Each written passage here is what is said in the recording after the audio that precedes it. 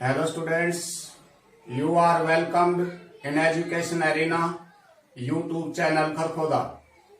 Dear students, हम सीख रहे हैं टेंसेज। पिछली क्लास में हमने एक स्टोरी के माध्यम से टेंसेज क्या होता है, टेंसेज के नेम और उसकी आइडेंटिफिकेशन के बारे में अध्ययन किया।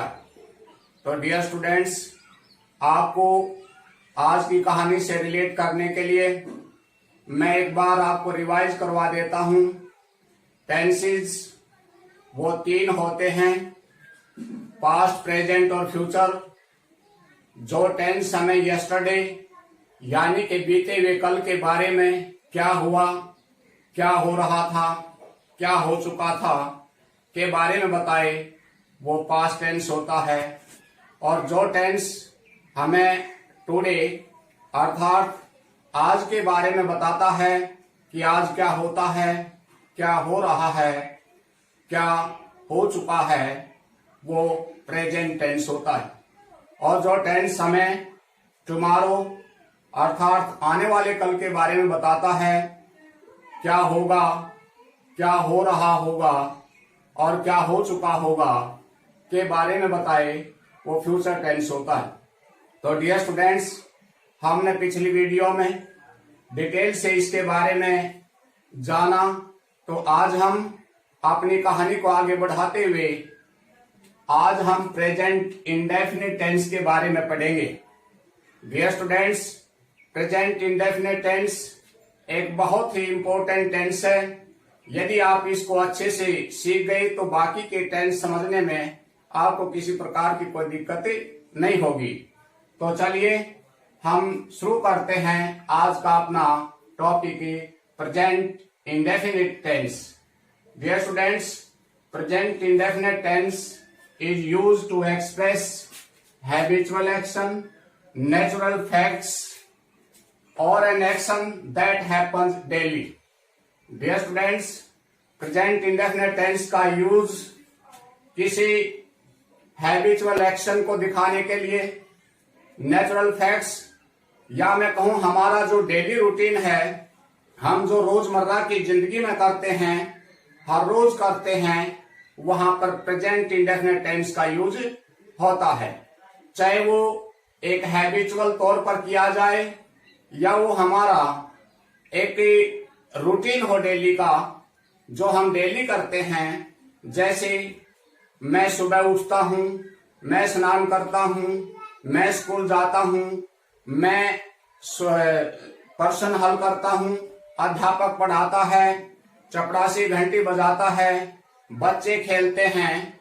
तो इस प्रकार के जो सेंटेंसेस होते हैं जो हमें डेली रूटीन के बारे में बताते हैं, हमारी हैबिट के बारे में बताते हैं, वहां पर प्रेजेंट इंडेफिनिट टेंस का यूज होता है।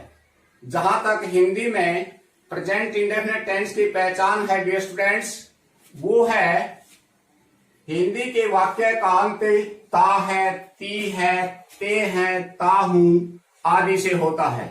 जिस सेंटेंस का एंड जो है वो ता है, ती है, ते है, ता हूं से होता है, वहां पर प्रेजेंट इंडेफिनिट टेंस का यूज होता है। तो डियर स्टूडेंट्स, हमने प्रेजेंट इंडेफिनिट टेंस की पहचान के बारे में जाना। तो मैं आपको बताऊं प्रेजेंट इंडेफिनिट टेंस का जो बेसिक स्ट्रक्चर है वो क्या होता है। डियर स्टूडेंट्स, सबसे पहले सब्जेक्ट आता है, उसके बाद वर्ब की फर्स्ट फॉर्म या उसके साथ एसएएस प्लस ऑब्जेक्ट। तो ये इसका बेसिक स्ट्रक्चर है प्रेजेंट इंडेफिनिट टेंस का।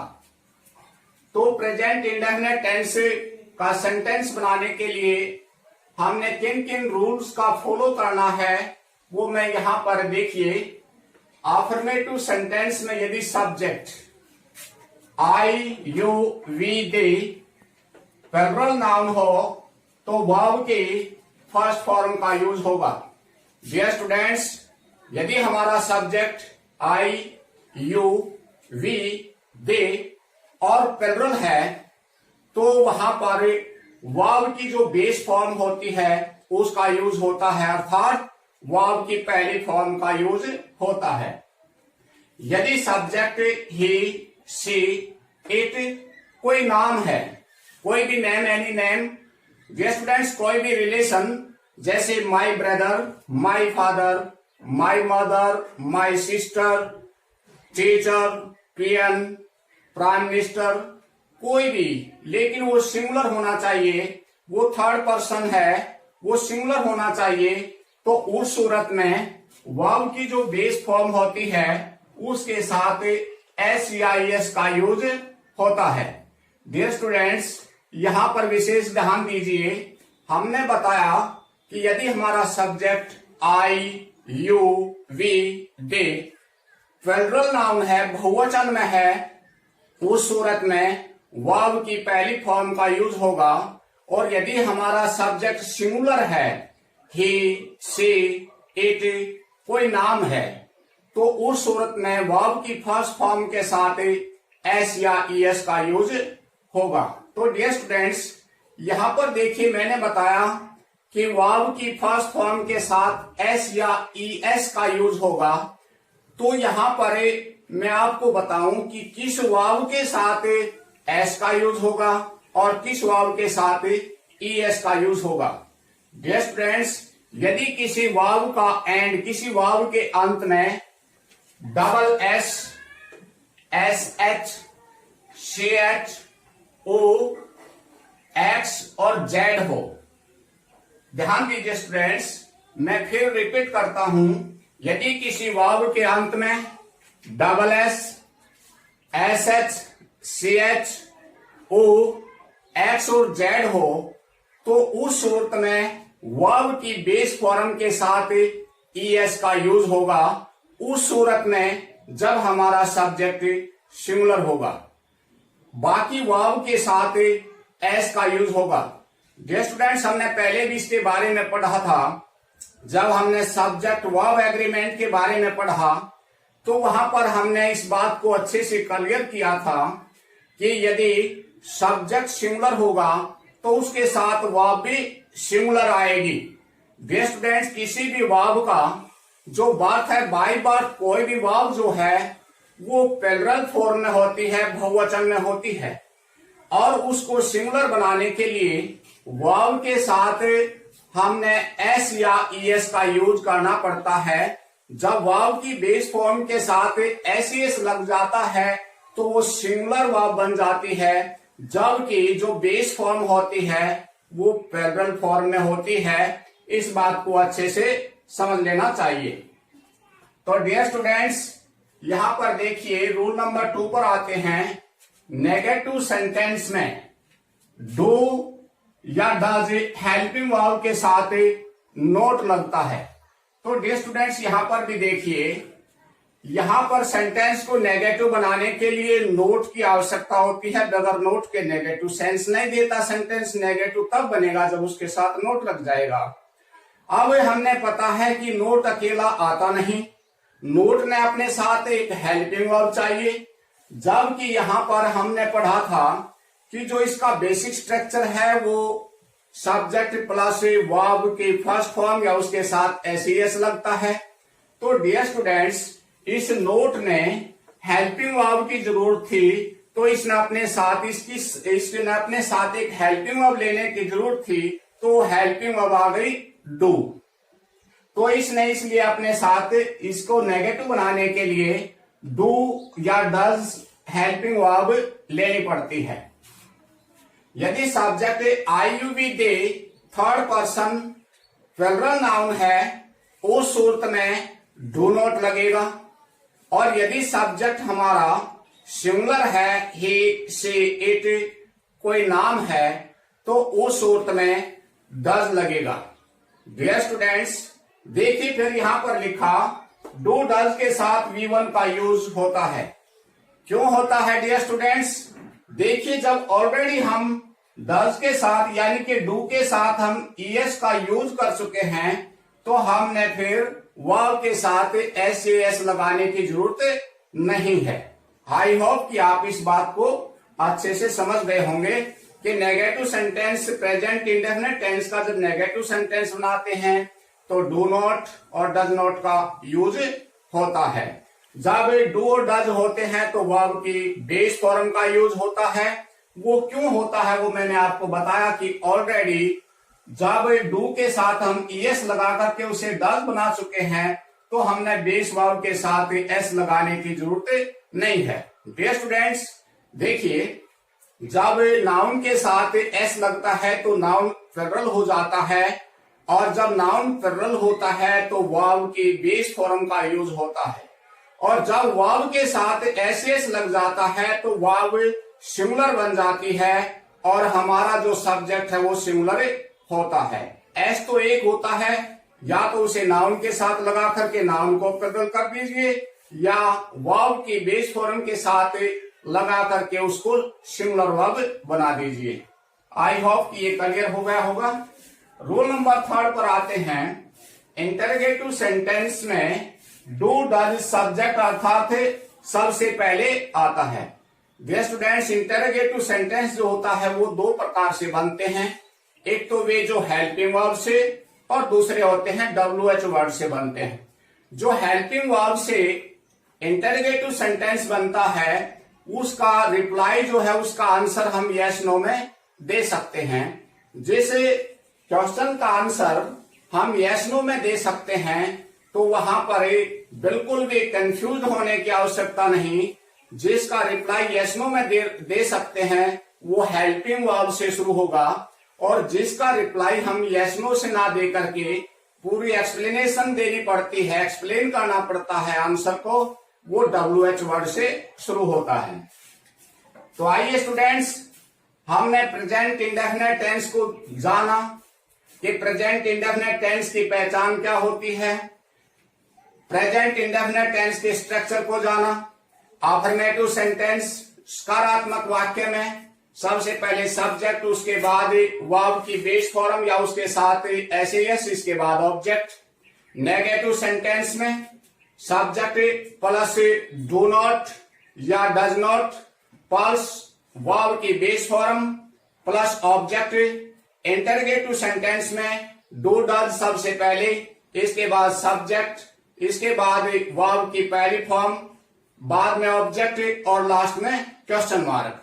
तो डियर स्टूडेंट्स, ये था हमारा प्रेजेंट इंडेफिनिट टेंस। अब कुछ एग्जाम्पल के द्वारा हम इसको समझने की कोशिश करते हैं। देखिए स्टूडेंट्स, यहां पर लिखा है आई प्ले क्रिकेट। तो डियर स्टूडेंट्स देखिए, यहां पर आई हमारा सब्जेक्ट है और हम पहले पढ़ चुके हैं कि यदि subject I you we they. Dear students देखिए, आई वैसे सिंगुलर होता है लेकिन पास्ट टेंस को छोड़ करके यू अपने साथ हमेशा प्लुरल वर्ब लेता है। आई प्ले क्रिकेट, तो वर्ब की base form subject verb object. I play cricket, मैं क्रिकेट खेलता हूं। तो डियर स्टूडेंट्स, खेलता हूं, इसका जो सेंटेंस का जो हिंदी का जो सेंटेंस है उसका अंत ता हूं से हो रहा है, और तो ये हमारा हुआ प्रेजेंट इंडेफिनिट टेंस, ये अफर्मेटिव सेंटेंस हुआ।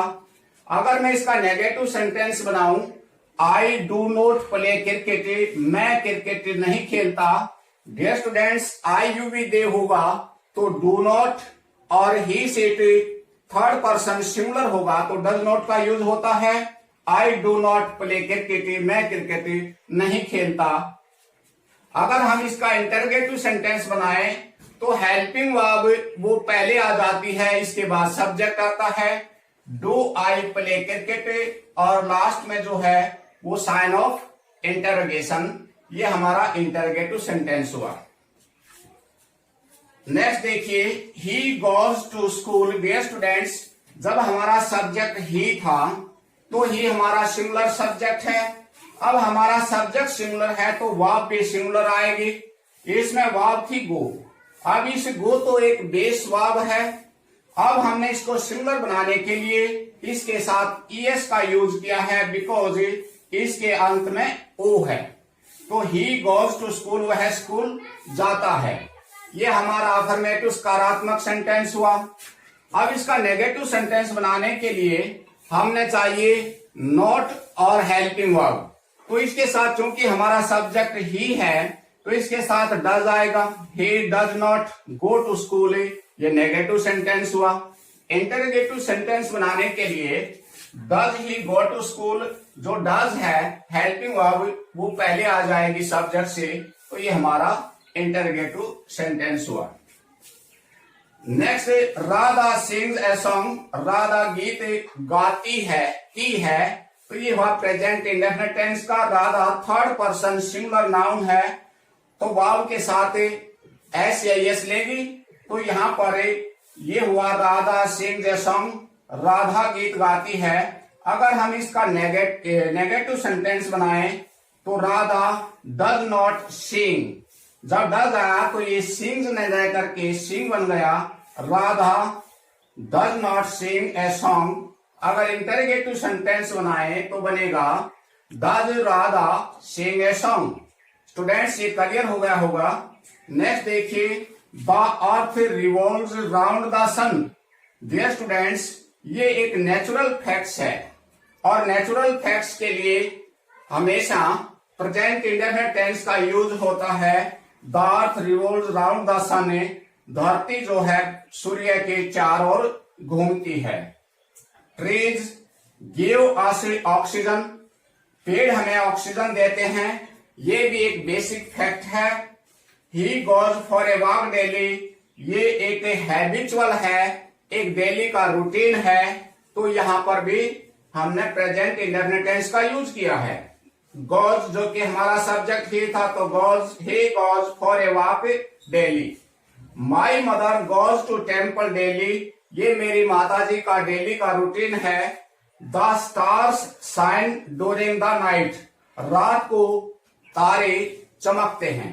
तो dear students, present indefinite tense वो टेंस होता है, या तो इसकी आप हिंदी से पहचान याद रख सकते हैं कि हिंदी का जो सेंटेंस होता है उसका एंड ता है, ती है, ते है, ताहू से होता है। और या उसको आप याद करिए कि वो ऐसा टेंस होता है जो हमारा डेली का रूटीन होता है, जो हम रोजमर्रा अपनी जिंदगी में करते हैं, उसे बार बार करते हैं, वहां पर भी प्रेजेंट इंडेफिनिट टेंस का, प्रेजेंट टेंस का यूज होता है। तो डियर स्टूडेंट्स, होप कि आप प्रेजेंट इंडेफिनिट टेंस को बहुत अच्छे से समझ गए होंगे। इसको समझने के बाद बाकी के टेंस को समझना आपके लिए बहुत इजी हो जाएगा। तो डियर स्टूडेंट्स, इसको बार बार अध्ययन कीजिए और छोटे छोटे सेंटेंसेस बना करके, जैसे वह खेलता है, ही प्लेज, मैं खेलता हूं, आई प्ले। क्योंकि मोस्टली जो हमने देखा है वो विद्यार्थी जो है, स्टूडेंट्स जो है, वो वर्ब के साथ एस लगेगा या नहीं लगेगा, वहां पर अपने आप को ज्यादा कंफ्यूज पाते हैं।